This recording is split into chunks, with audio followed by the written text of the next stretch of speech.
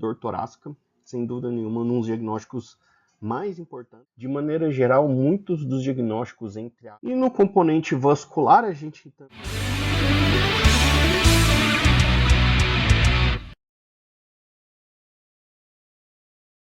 Bom, para a gente então começar, vamos pegar um exemplo, né, de um caso resumido de uma situação clínica problema. Então, como exemplo, a gente teria uma mulher de 70 anos que queixa então de dor torácica na região retroesternal. Essa dor se iniciou mais ou menos 2 horas após o almoço e, importante, ela não melhora com o uso de antiácido, apesar de já estar um pouquinho, né, mais distante da área de alimentação, mostra-se que ela não tem tanta relação com essa alimentação. A intensidade referida é moderada, mais ou menos 5 em 10, numa escala numérica. O padrão dessa dor é uma dor em queimação com irradiação para o dorso. E há uma hora atrás, essa dor piorou de intensidade, indo até 10 para 10, com irradiação para braços, associada a sudorese fria e dispneia, sendo que a duração total do quadro álgico, né, desde o começo ali, após o almoço, até o momento do diagnóstico, foi de 6 horas. Essa paciente é portadora de hipertensão arterial sistêmica, é portadora de diabetes mellitus tipo 2, está em tratamento farmacológico regular e de hábitos de vida relatados, ela é tabagista, 40 anos, mais ou menos um maço por dia. E aí, diante desse caso, dessa situação hipotética problema, é um caso clínico de dor torácica relevante? É um caso clínico de dor torácica emergencial, urgencial? É um caso de dor torácica de origem cardíaca, né? Não sei. Então, o nosso objetivo vai ser tentar caracterizar essa situação geral para que a gente possa sistematizar o raciocínio diagnóstico. Bom, então a dor torácica é uma síndrome álgica, ela vai ser referida em tórax e por isso que chama dor torácica. Muito importante, pode também ser na região posterior, apesar de que na região anterior são as topografias mais importantes, né, para as dores torácicas de origem cardíaca. Quando a dor torácica é de origem posterior, ela vai mais denotar etiologia ou osteoarticular ou muscular, às vezes até mesmo pleural, né? E essa dor torácica pode se apresentar de diversas formas e a caracterização da anamnese é crucial para a sistematização do diagnóstico. Como nós comentamos na introdução, é uma entidade de bastante relevância clínica, sendo uma das principais síndromes na prática médica, principalmente em contexto emergencial, e isso se deve à sua relação importante com etiologias de alta morbimortalidade, não só as cardiopatias isquêmicas, né, principalmente o infarto agudo do miocárdio, mas também outras doenças potencialmente letais, como tromboembolismo pulmonar e dissecção aguda de aorta. E a sistematização da intervenção, ou seja, o raciocínio fisiopatológico, quando bem estruturado, ele vai permitir uma melhor abordagem diagnóstica com efetivação de tratamentos dessas condições potencialmente letais, mas também vai permitir que a gente não cause iatrogenia, né, em diagnósticos, entre aspas, menos graves ou que não necessitem, por exemplo, de intervenções mais invasivas. Bom, então, como que nós vamos caracterizar a dor torácica? Primeiro ponto, é muito importante a gente saber se o paciente está tendo a dor torácica no momento da consulta ou há pouco tempo atrás, né? Ou se é uma dor torácica de algum tempo. Basicamente, saber se essa dor torácica é aguda ou crônica. A caracterização da dor torácica aguda e crônica ela não muda. O que muda principalmente são os diagnósticos diferenciais. Mas a gente acaba muitas das vezes esquecendo que existe dor torácica crônica. Tá? Então, é muito importante a gente já começar já excluindo isso, é agudo ou é crônico.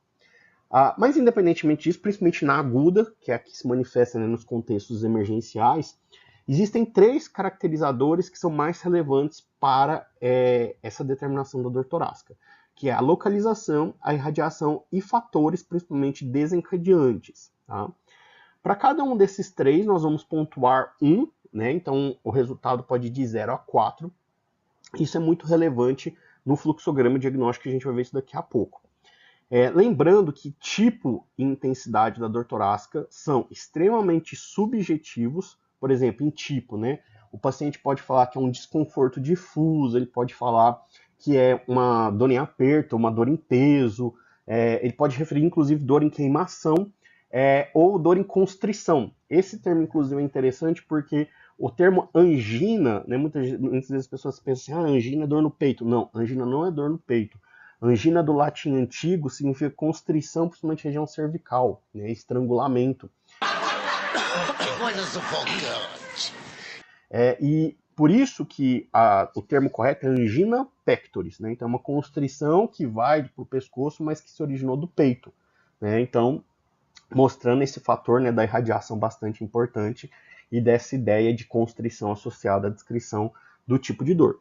Mas veja, muito subjetivo, depende, né, do grau de escolaridade, do grau de capacidade de discernimento e descrição do paciente. E intensidade, então, altamente variável, né, principalmente porque a gente sabe que o limiar de dor é muito variável de paciente a paciente, né? Então, os 3 critérios mais relevantes seriam, primeiro, localização, que a gente já falou em tórax anterior, mas existem 3 topografias relevantes, né? A região pré-cordial, que seria equivalente à região retroesternal, mas é mais fácil de identificar, né? Porque a gente tem o externo todo como um referencial anatômico do paciente. Mas a gente tem que lembrar que alguns pacientes podem também referir a dor torácica como sendo epigástrica, né? Logo um pouquinho subdiafragmática, o que já seria, na verdade, uma dor abdominal. Mas a gente tem que tomar cuidado porque, infelizmente, o paciente pode também não saber precisar muito a localização e acaba apontando a região epigástrica, por isso que ela entra também nessa região. Outro ponto muito importante é a irradiação. A irradiação pode ir para ombros, pode ir para membros superiores, tanto esquerdo quanto direito. Antes a esquerda era mais relevante, mas hoje não tem mais essa distinção. E pescoço, né, o que a gente falou, justifica a ideia do termo angina, e até mesmo mandíbula. Não tem gravidade nesse aspecto, né? Basta que irradie para um desses lugares, ou pode irradiar para todos, mas o que importa realmente é a topografia da irradiação. E dentro dos fatores, como a gente falou, os desencadeantes são mais importantes, sendo que a dor pode ser desencadeada por esforço, principalmente, mas ela também pode ser desencadeada por estresse ou frio intenso. Esse aqui, obviamente, vai depender muito das condições, né, do local onde o paciente se encontra. E o estresse e o esforço são os mais comuns, principalmente o esforço. O esforço é variável, tá? Porque, obviamente, depende da capacidade cardíaca do paciente. E um ponto muito relevante é que, uma vez iniciada ao esforço ou ao estresse, essa dor torácica geralmente melhora com o repouso, ou se esse paciente já for crônico, nem já tiver essas crises de dor torácica recorrentes, ele já sabe que ele pode utilizar nitrato sublingual, e também o nitrato sublingual acaba atenuando essa dor torácica. E muito relevante, pode ser que ele não seja desencadeado pelo esforço, mas ela não pode sofrer alteração com mudança de posição, principalmente em pé sentado ou fletido para frente, né, que é muito característico de algumas dores pericárdicas. Não pode sofrer interferência de movimentação, incluindo a alimentação e respiração, e ela também é indiferente à palpação de pontos, sejam gatilhos ou não gatilhos, né, pontos específicos na região torácica. Então, localização e radiação, e principalmente fatores desencadeadores. Como a gente falou, um ponto para cada um desses 3.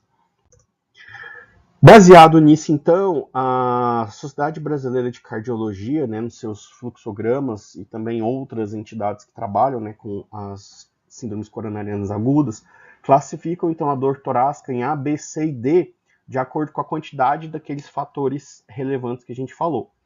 Então, quando a dor torácica pontua os 3, ela é considerada tipo A, que é definitivamente anginosa, é uma dor torácica que praticamente fecha o diagnóstico de síndrome coronariana aguda, independentemente de exames complementares, né? Claro, você vai solicitar. Assim, é um alto valor preditivo positivo clínico. Quando você tem 2 fatores, ela vai ser tipo B, é uma dor provavelmente anginosa, ou seja, síndrome coronariana aguda é a principal hipótese diagnóstica, mas os exames vão ser imperativos para poder garantir o diagnóstico etiológico. Se o paciente tiver apenas uma queixa, ela é tipo C, provavelmente não anginosa. Então, síndrome coronariana aguda está no nosso diagnóstico, mas não vai ser os primeiros diagnósticos, né? Então, os exames complementares vão ser importantes mais agora para exclusão da síndrome coronariana aguda. E D é quando a gente não tem nenhum dos 3 fatores. Provavelmente essa dor não é anginosa, então o diagnóstico de síndrome coronariana aguda não vai ser a principal hipótese nesse caso. Beleza? Além dos caracterizadores clássicos, a gente tem alguns chamados sinais de alerta que são muito relevantes. Por quê? Porque às vezes a dor seria um tipo mais baixo, C ou D, mas se apresentar esses sinais de alerta, ela já sobe em risco, e aí a gente já começa a caracterizar essa dor como provavelmente anginosa, tá?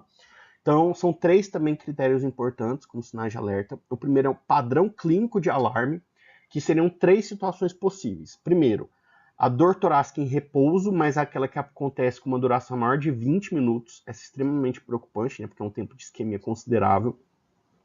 Segundo, uma dor que nunca existiu, mas ela é súbita e recente e que limita consideravelmente as atividades, e mesmo atividades mais simples do paciente, né, como por exemplo, atividades tipo alimentar-se, tomar banho, né, se vestir.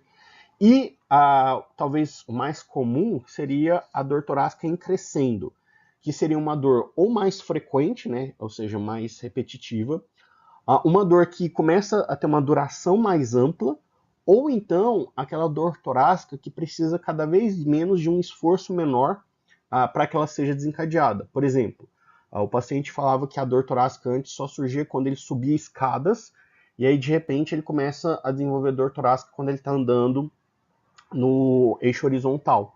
Né? Isso mostra que ele está precisando de um menos esforço para que a dor torácica surja. Então isso também pode ser um padrão em crescendo, como a gente falou, é um padrão de alarme clínico. Outro aspecto importante seriam sinais de insuficiência cardíaca aguda e ou choque cardiogênico, a gente está colocando em ou, porque o choque cardiogênico seria basicamente uma insuficiência cardíaca aguda com hipotensão, né? E principalmente se a hipotensão for pouco responsiva à medicação vasodilatadora, né? Ou vasodilatadora, desculpa, vasoativa.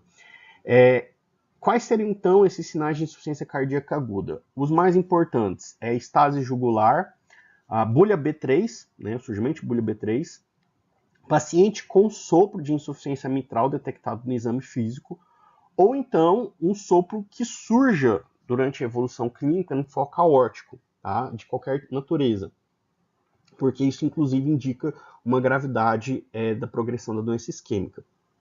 Outro aspecto bastante comum como indicador de insuficiência cardíaca aguda, seria indicativos de congestão pulmonar. Não importa a intensidade ou a localização. Pode ser uni ou bilateral, pode ser leve, grave, mas paciente então com dispneia ou alteração de ausculta respiratória, né, sugestiva de edema pulmonar, a gente tem que ficar preocupado com o comprometimento pulmonar e, consequentemente, já está desenvolvendo quadro de insuficiência cardíaca aguda.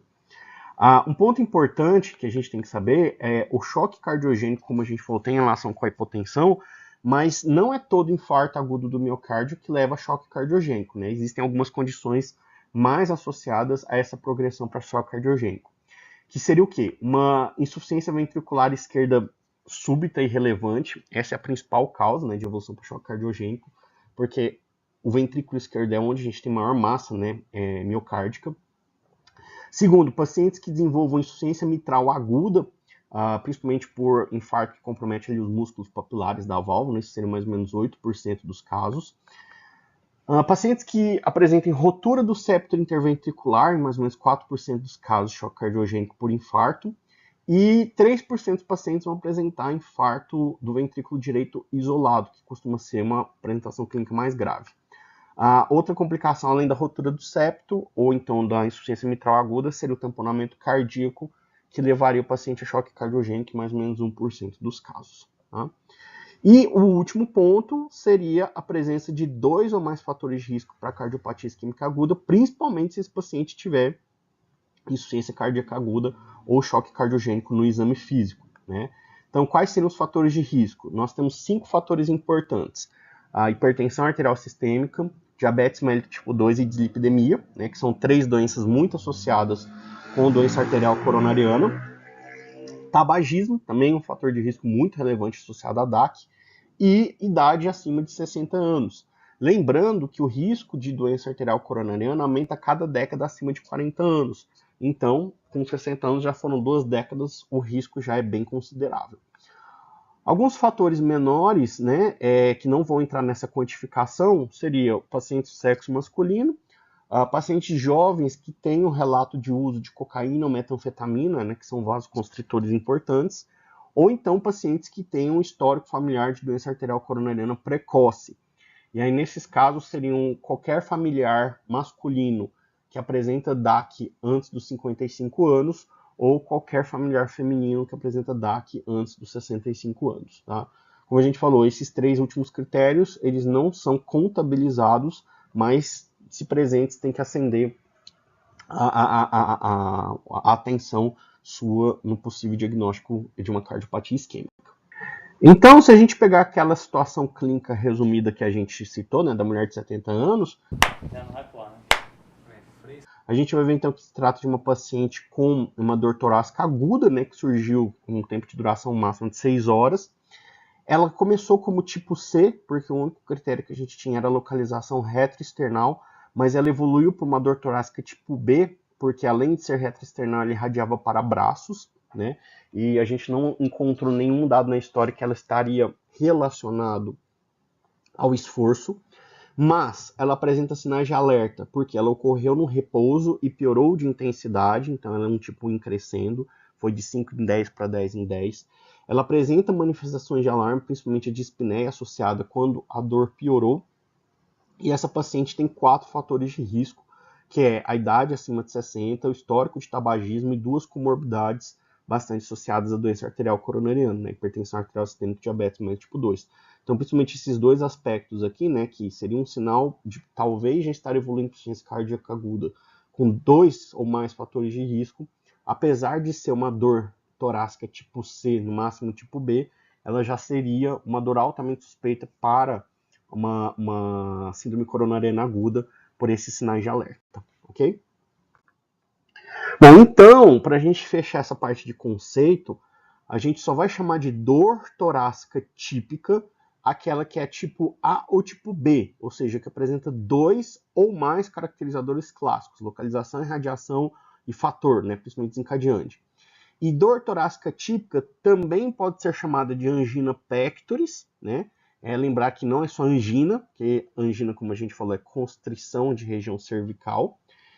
E outro sinônimo para dor torácica típica seria síndrome coronariana aguda, né? Que a gente vai ver, principalmente nas referências, eles costumam chamar como SCA, que seria a sigla, né?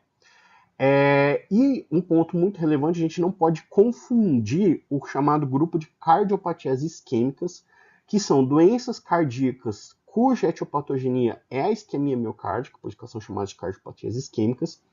A principal causa é obstrução coronariana, mas a gente tem outras condições, como por exemplo vasculite, microtrombos na circulação miocárdica, né? Então, assim, não é específico de obstrução coronariana por doença arterial coronariana aterosclerótica.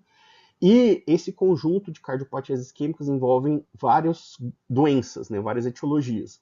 Nós temos os estados anginosos, né? Que não tem morte do miocárdio. Nós temos os infartos agudos do miocárdio, que aí sim já tem necrose instalada. Nós temos a cardiopatia isquêmica crônica, que seriam microinfartos cumulativos ao longo do tempo, levando o paciente a uma insuficiência cardíaca a longo prazo, e a morte súbita cardíaca, né, que infelizmente é um diagnóstico diferencial difícil, mas que as cardiopatias isquêmicas entram porque pode ocorrer uma isquemia de uma área nobre súbita e, consequentemente, levar o paciente a óbito de maneira imediata. Então, esses 4 enquadram-se nesse grupo chamado de cardiopatias isquêmicas, ok?